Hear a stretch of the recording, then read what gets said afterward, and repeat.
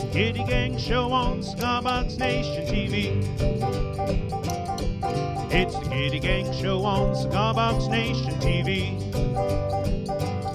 And we're coming to you live from CB Gitty.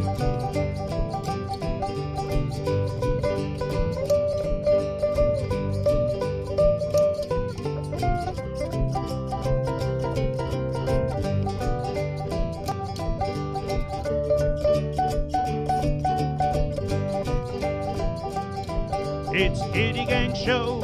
Gitty Gang Show. It's the Gitty Gang Show. Gitty Gang Show. It's the Gitty Gang Show. Gitty Gang Show. It's the Gitty Gang Show. Gitty Gang Show. It's the Gitty Gang Show on Cigar Box Nation TV.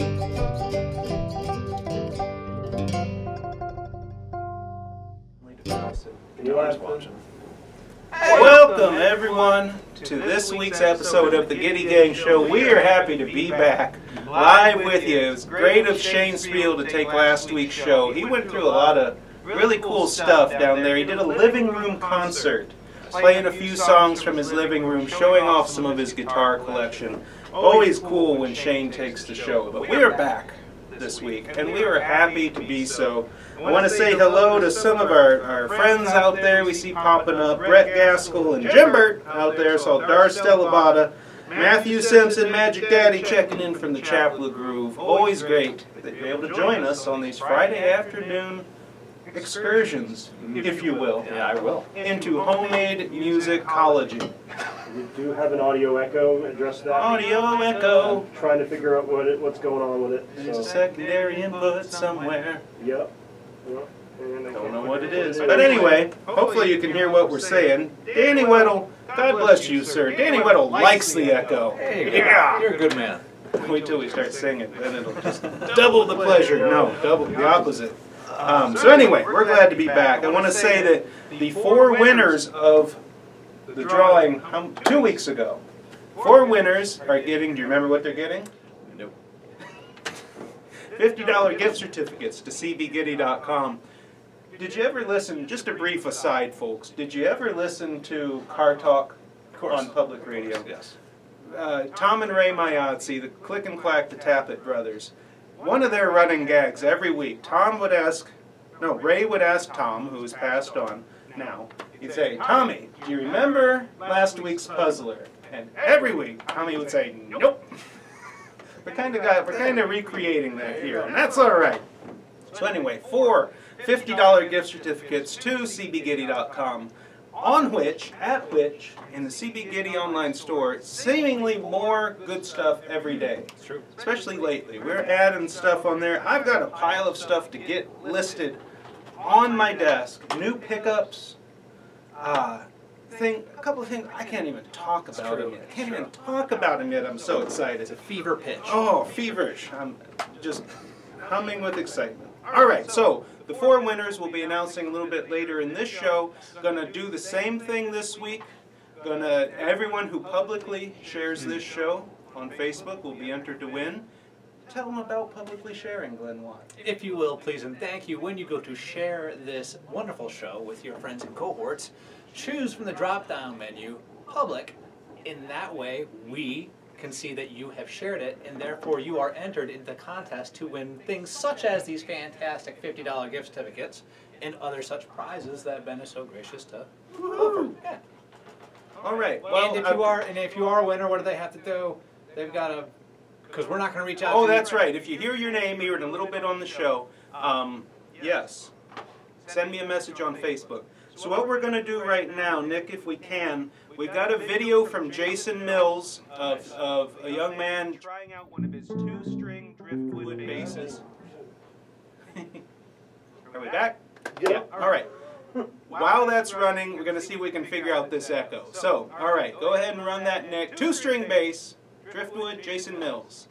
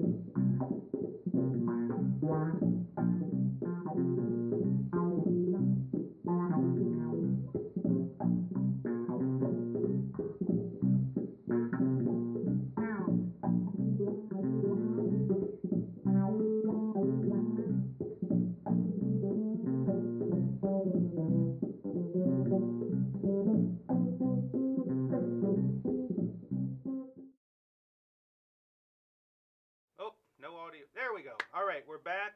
Let us know if the echo is fixed. We've been frantically mashing buttons. I'm getting a thumbs up from Nick.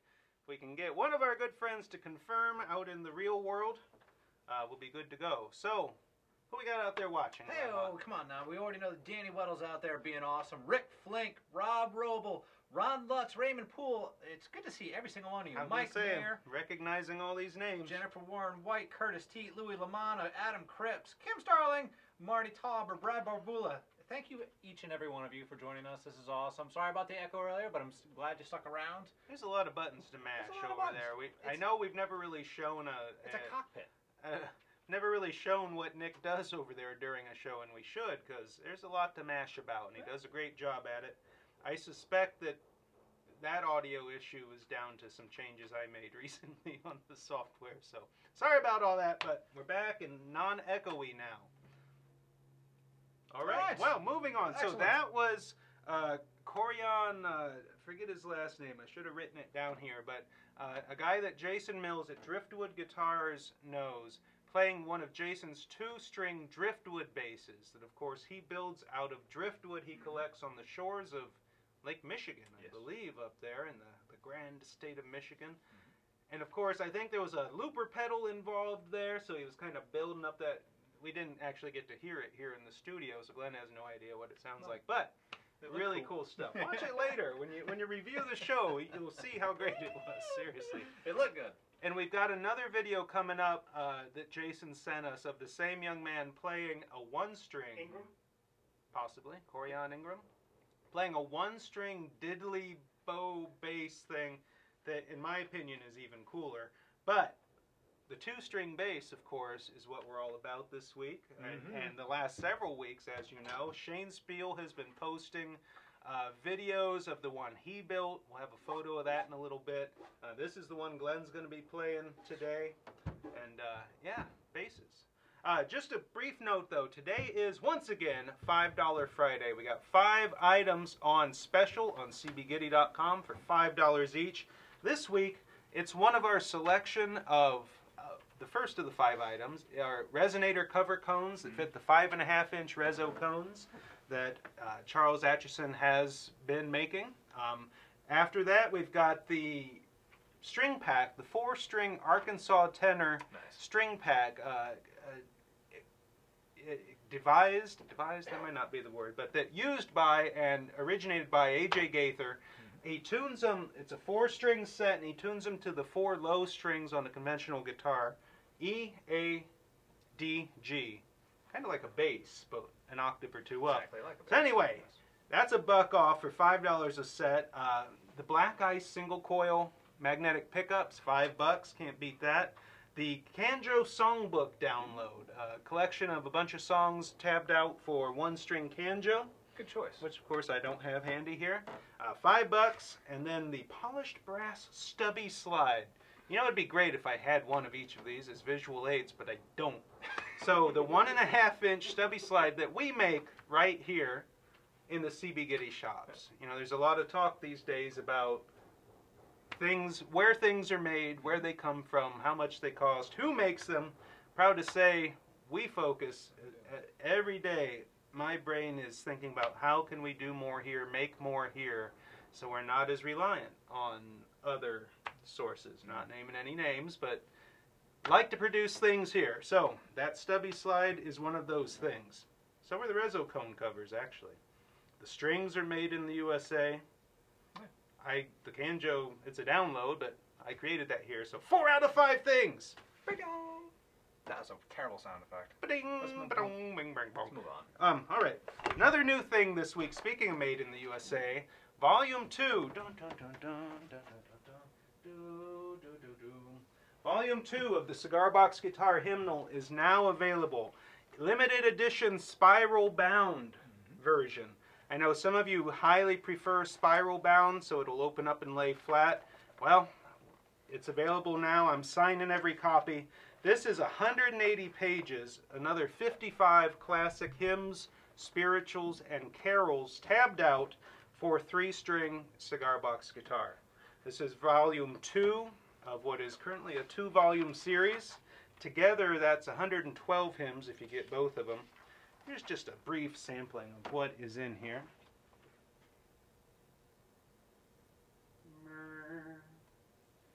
So you get the tab, the words, the chords that you play, the chord forms, the additional verses, a little snippet of history. This happens to be for a beautiful old hymn, Sweet Hour of Prayer, which it turns out was one of my grandmother's favorite hymns to sing. What you got there, Glenn? Well, Jason Mills was chiming in. By the way, great to see you, Jason.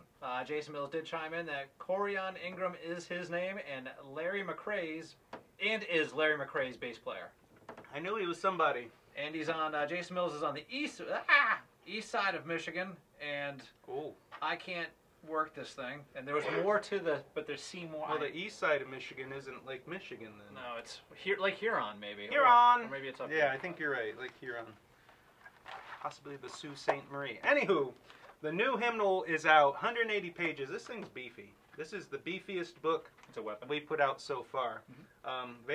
Also available on Amazon now. $22.99 for the spiral bound version, bought directly through CB Gitty. The one on Amazon is not spiral bound. Thank you, Lenny Henderson, for sending kind words. I agree with you. It is a great job on his second hymnal. Pretty good stuff. And I'm hard at work now on the Christmas songbook. Yep. Tabbed out for 3-string cigar box guitar. 33 or so classic hymns and carols, not hymns. Carols for Christmas. Yes. Coming soon, folks, in time for the holiday itself, I There you promise. go.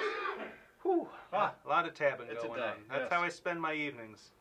Hunting mushrooms and tabbing out songs. It's a wonderful life, folks. So can we expect songs about hunting mushrooms and tabbing Hunting out songs? mushrooms, don't eat the wrong ones. Hunting mushrooms, something. Yeah, no, don't expect that. It'd be horrible. Okay, a brief update about what we were just talking about, the G bass. Let's take a look at the one Shane built down there. If you got that photo hand for Nick, he's like, I thought that was 5th down on the list. Nope, now it's 1st. No. So Shane, we sent Shane a G bass kit, which No, wrong graphic. that's not it. Coming soon, folks. I missed 2 weeks. There it I'm is. all over the place. Take a look at that. Shane, of course, has to go fancy with things, so he painted that box to match an old Stella, I believe it's an old Stella guitar that he bought at a flea market. Actually, not a flea market. He bought that at the 2018 York Cigar Box Guitar Festival from Big Al Hamilton for 20 bucks. Nice. So anyway, as you see in that picture, he used that as the paint scheme, and he's been recording videos. He made a bunch of videos of building it. He's been recording demo videos of how it sounds, having a lot of fun with it. So that kit was on pre-order. We have now shipped all of the pre-orders, and it's on regular order now with a few day lead time because we're trying like heck to keep up with the demand. So yes, the G bass available. Demo videos, check out Shane's videos on YouTube. We've shared some on the Nation Facebook page here. Currently working on tablature for 2-string bass. That's true. Our own Glenn Watt, earlier today, working on some tablature. Our good buddy David Comtois is working on some tablature. So it's like our 3-string cigar box guitar tablature. It tells you where to put your fingers and where to play the notes. So on that Man of Constant Sorrow song that we haven't done yet, that we were practicing just before, coming up soon, it starts off with a G chord being played. So the tablature will show you basically how to play along on the bass. So that's in the works. It's all about that bass. Yes, sir. We were going to record a choreographed thing of me and Glenn playing the bass and singing and playing. It's all about that bass, no treble. Didn't have time this week, folks. Hold your breath for that. It's going to happen. Well done, sir. Whew, boy, Nick's right. You take a week off and everything just goes to hell, man. It's like, have we done this before? What's happening? What are all these lights? Who are these people? Anyway, Shane is also putting together one of our paint can resonator kits, an example of which I have here, somewhat decorated. Showed this off a couple of weeks ago. And he's painting that up. He's going to be showing that off next week. It's going to be good stuff. So, lots of new kit, fun, and joy. And thank you to everyone out there who has purchased one of these kits. I know our good buddy Rick Gainey has been working on putting his together, and he's pretty excited about it. He's been sharing photos of his progress on it. Really good stuff. He's a talented man. It's good to... And just somebody being that excited, you know, I get excited about all this stuff all the time. Interacting with someone who is as excited as I am is a good thing. So thank you, Rick. Thank you, all of you who have gotten into this. Yeah. Well done. I've been asked why 2-string, and the answer to that is a desire to make the bass approachable by non-bass players. If you happen to be a 4-string bass player, you might think, well, why 2? Why not just give me all 4 so I can do what I do? This kit, while you can certainly and should try it and play it, I didn't really design it with bass players in mind. This is for people who have never picked up or thought about picking up a bass, people who might not even be that sure about playing cigar box guitar. I want to make it approachable, entry point where it's like, all right, bump, bump, bump, bump, bump, bump. You can start playing along with songs and like, well, holy crap, I can play the bass and build from there. So we also had a question. A couple of weeks ago we did a tab lesson on how to play John Denver's Country Roads Take Me Home. And Nick took that, edited it down, and we shared that yesterday for Free Tab Thursday as a video lesson, like highlighting what we're talking about in the tab. We had a question on that saying about the 3 lines that make up the tab and how the top line corresponds to the bottom string on your cigar box guitar when you're playing. And the person asked, why not just flip it around to make it less confusing? Why not just... And my answer to him in the comment was, because all musical notation standard is the way that we follow in the tablature we present, where the top line of the tab corresponds to the highest pitched string, which is on the bottom when you're playing. And if we reversed that, if we flipped that around to make it a little bit easier at the entry point, it would make it much harder for someone to then move on to, say, 6-string tablature for conventional guitar. And there's sites out there with tons of tablature for 6-string. It would make it much harder for somebody to move on to maybe learning to read music, musical notation. Yep. So by going over that little bit of a mental hump at the beginning, like, all right, that line means this string, and just getting used to it, it's worth the effort, is what I'm trying to say. And that's why it's a conscious choice to do it that way, to follow that convention. Because it'll make things easier down the road. Yes. Yes. Oh, I thought you had I have something to add. Look in here. Yeah, I got it. Well, that's all it is just a broken down form of basic notation. It is. Simplified. The higher notes are always up higher on the staves. That's right. Yep.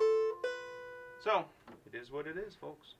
All right. So let's do our song now. Oh, boy. As promised, to tie all of this together, a song which, as Glenn discovered earlier, we do not have tablature posted for, but hopefully shall soon. This song's been around for a long time. I believe it's actually a traditional song going back into the old, the old-timey and mountain tradition, Appalachian. Featured in the amazingly wonderful movie, Oh Brother, Where Art Thou? It's a song, Man of Constant Sorrow. It's got a lot of high notes, so my voice might give out by the end of this, folks. I ain't gonna lie. But if you watch Glenn Watt playing the bass there, you're gonna see that he is playing notes, bump, bump, bump, bump, bump, bump, that kind of correspond to what I'm strumming on the guitar. It's definitely dope. If they didn't, it's going to be a problem. It'd be a much worse song if they didn't correspond.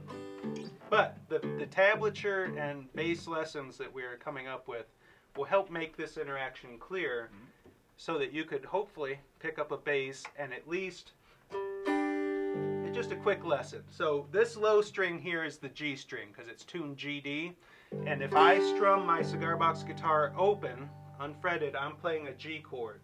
And the simplest bass line is just to play that root. The G note is the root of the G chord.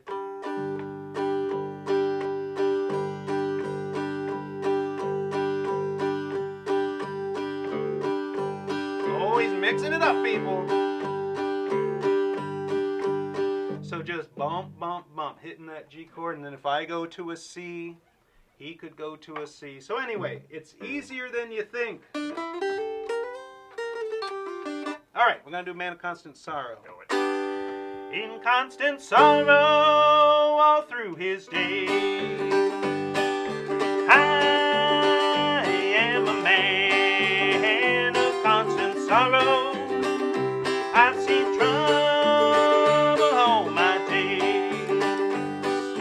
I bid farewell to old Kentucky, a place where I was born and raised, a place where he was born and raised.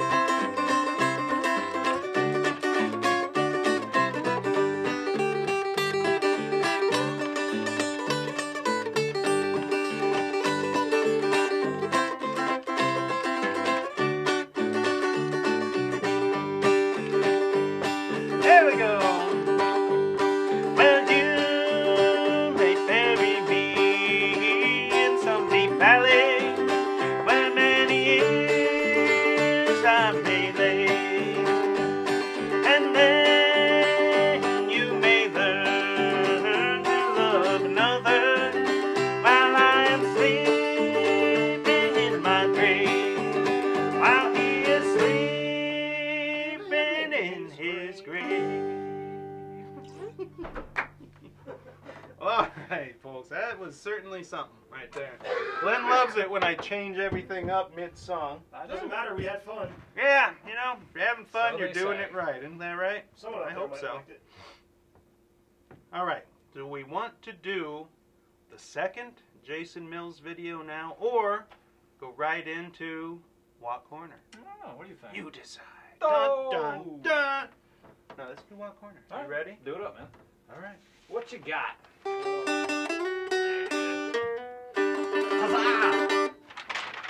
There it is, hot off the press. Welcome back, and by the way, this one's gonna be a little bit shorter, but welcome back to Watt Corner. I think there's a couple really good stories in the community this week that I wanted to share with y'all, and you may have already seen them in that they were posted either on the CB Gitty website or on Facebook already, but they meant so much to me, and I think that they are so important that I wanted to share them here as well. Excuse me. So the first. Wow, I'm dropping the ball on this one too. Yeah? I need more coffee. Casey M. Casey M has shared with us a little bit of a story that I think is worth sharing here that you may appreciate, and that is, as you can see here, this is Casey of Flying Pig Guitars. And Casey writes in, every Thursday night I load up all of my Gits, amps, and canjos that I'm in the process of building to go and work with my dad in his shop. I can do everything from my house, but my CB Gitty projects have been a way for me and my dad to hang out and work together every week. We've built over 100 Cigar Box guitars since March, Wow. and ain't slowing down. And Nick's kind enough to show this picture of Casey, which I think is really awesome. And if Nick, if you wouldn't mind showing that next picture of Casey's guitars and his dad's built, these are just a small sampling of them. Again, Flying Pig Guitars. I know you can find them on Facebook, and I wanted to share that with you because whether it be an uncle or your son or a friend at work, we are all builders and players in this community, and it's nice to have that quiet time and that solitary time to enjoy your art, but it can also be difficult to find people, actual in real life human beings to connect with. I know I'm fortunate enough to work with Nick and with Ben and some other individuals here in the shop, Farley included, so I get to connect with those people about this stuff. But sometimes it can be difficult to find people in real life to connect with. So that's we're online connecting with people, but it's really nice and special to me that Casey shared that bit of a story with his father, and it really means a lot. So I hope that you appreciate it too, and I hope that you have somebody in your life that you can kind of share Cigar Box guitars with as well. Next up is a little bit of a hobo fiddle action, actually, from Chuck K. Woo! Now this is a great story, so bear with me. You're gonna have to listen to my voice or tune out, but please stay tuned in and just listen just for a little bit. We did post this on the cbgitty.com and shared it on Facebook as well.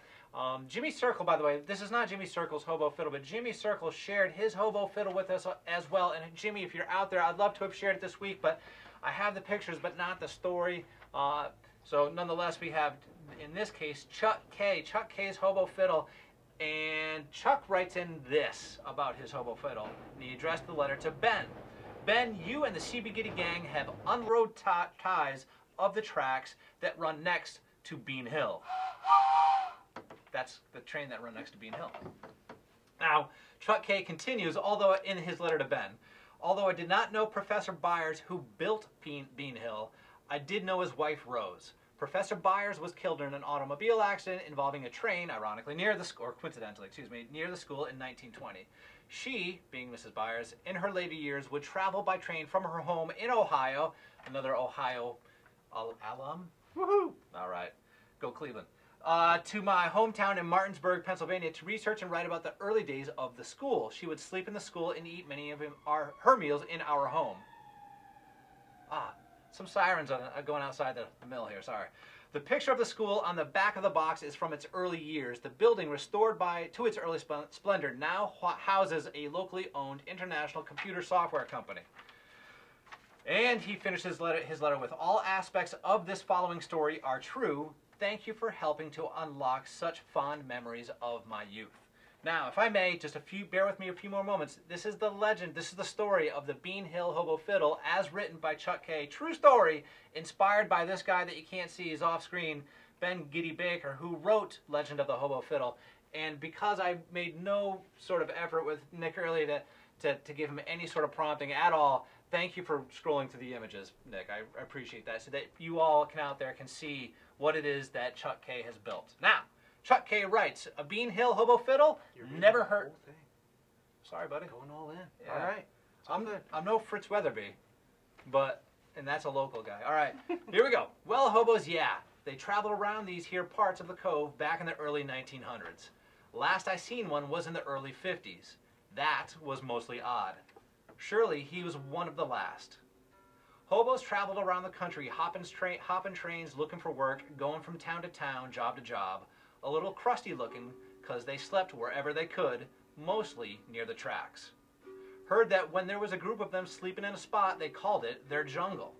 Never had much, only clothes on their back, a pot, and a few small items tied into a bundle. Now they weren't no tramps, no bums, no sir. They were more respectable, 'cause they were always looking for work. Now, Bean Hill, yep, now there's a story. You see, there was this hill outside of Martinsburg, Pennsylvania, with good soil overlooking the train tracks. Too steep to grow corn, but wheat and the old beans sure did prosper.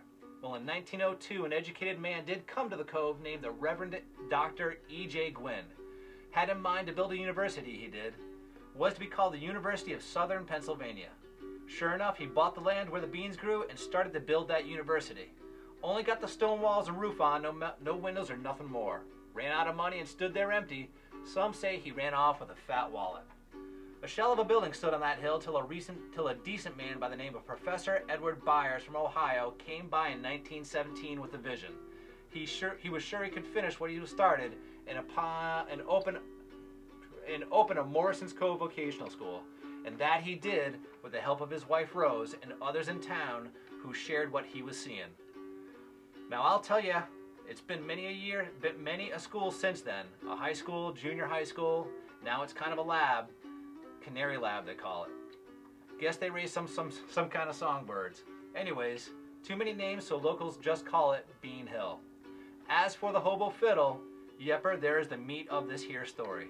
You see, one shivering day when Professor Byers was just starting this monstrous task, he hears a commotion in the basement. As he neared closer to see what's going on, his nose fills with the scent of smoke and his ears with the mellow sound of a string being plucked. Turning a corner into his basement room, he comes upon a bunch of hobos huddled around a fire next to the stone foundation. They was a happy bunch. Said they'd been using the room as their jungle for many a year every time they passed through the cove by train. Old Professor Byers had taken a liking to him and them to him. That night they did sing him a song they came up with. Called it the Bean Hill Jungle. Played a small tight fiddle using an old cigar box and 3 piano strings.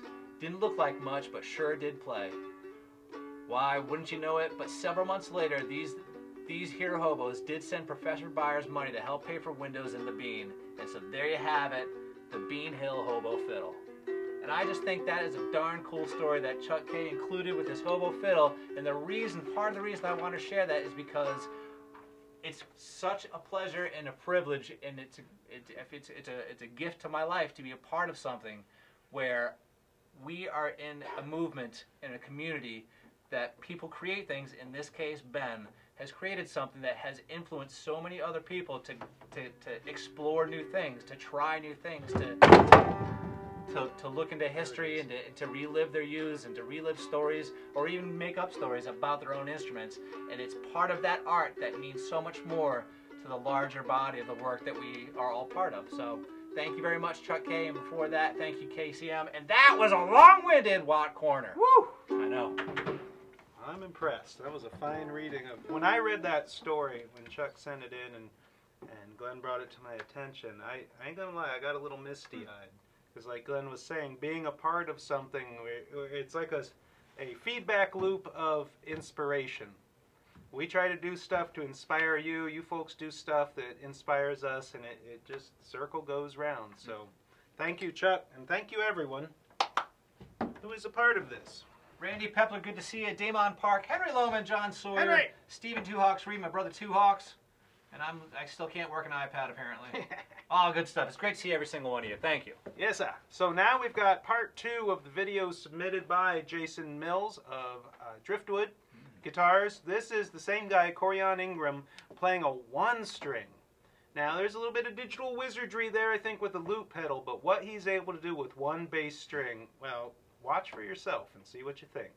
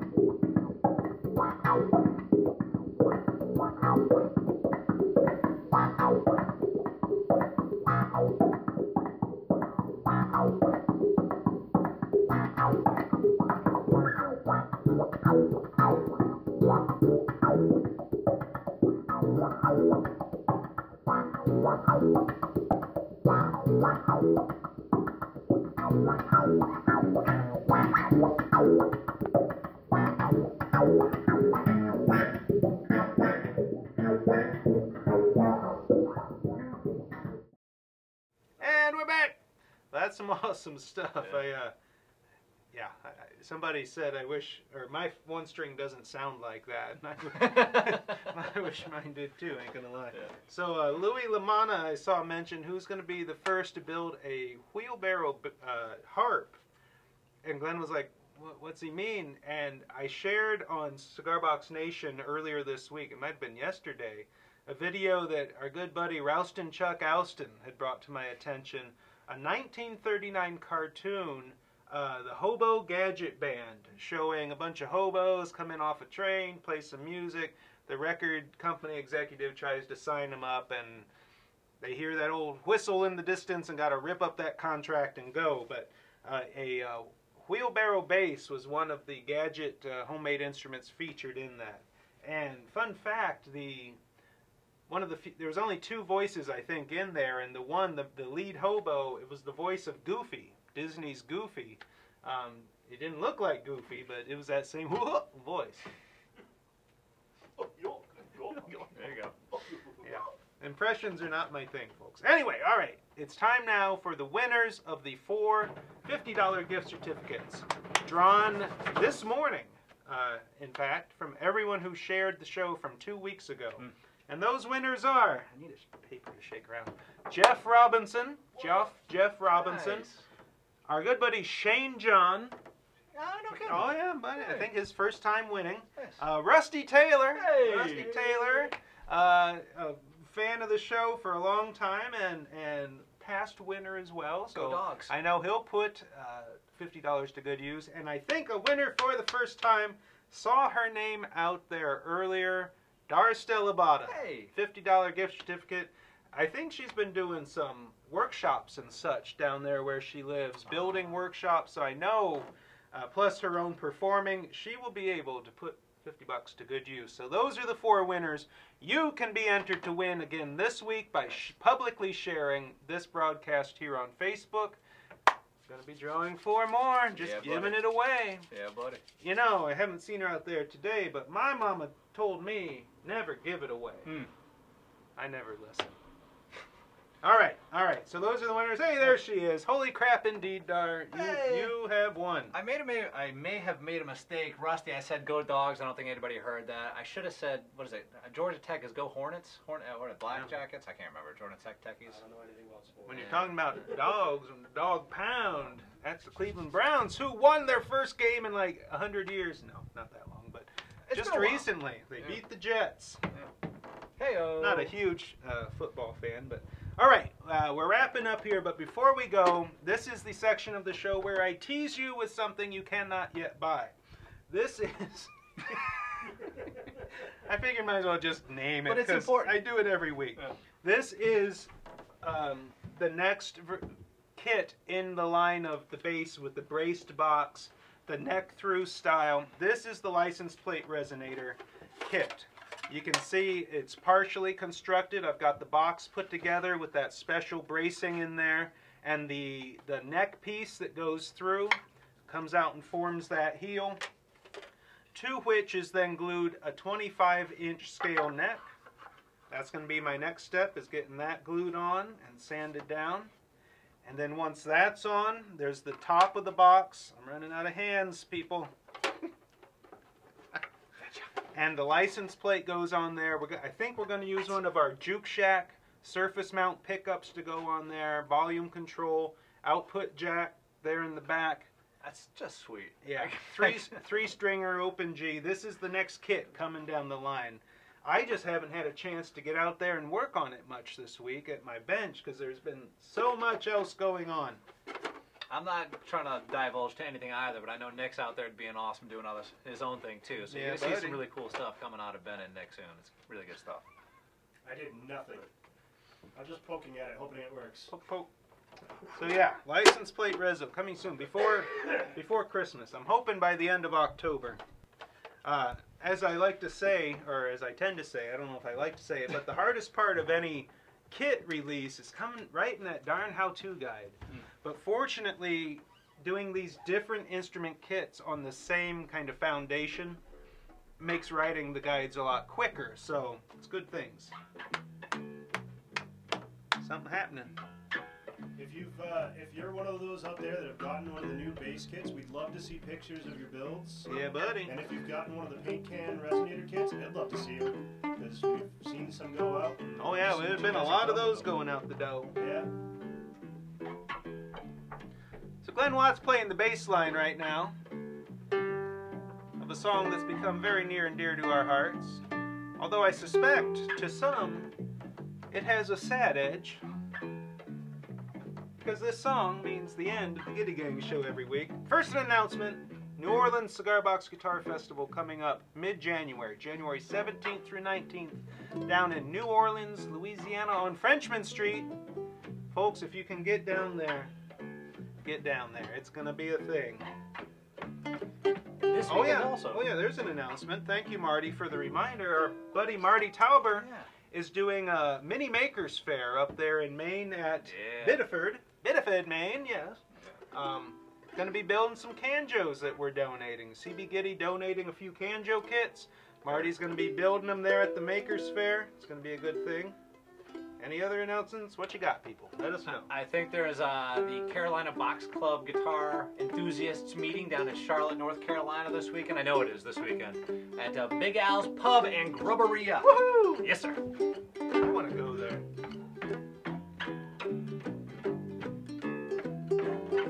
Well, it's the Gitty Gang show on Cigar Box Nation TV.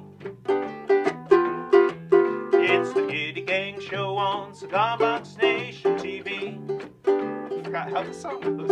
And they're coming to you live from the CB Gitty. Yeah. Well, we come to you live nearly every Friday afternoon at 2. Yeah, we come to you live almost every Friday afternoon at 2, people. I ain't kidding. If you're not out there, don't know what we'll do. Might forget our own darn song. Just out of spite. Just out of spite.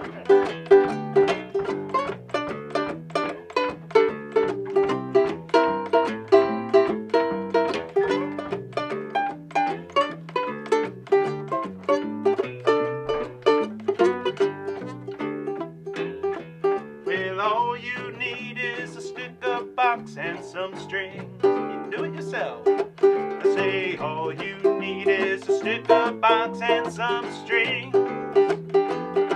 Well, you put them all together with a ring. Well, it's the Gitty Gang Show. Gitty Gang Show. Say the Gitty Gang Show. Gitty Gang Show. It's the Gitty Gang Show. Gitty Gang Show. It's the Gitty Gang Show. Oh, oh. Gitty Gang Show. It's the Gitty Gang Show on Cigar Box Nation TV. All right, play us out, Glenn. That sounds like the other thing that you were A lot like it.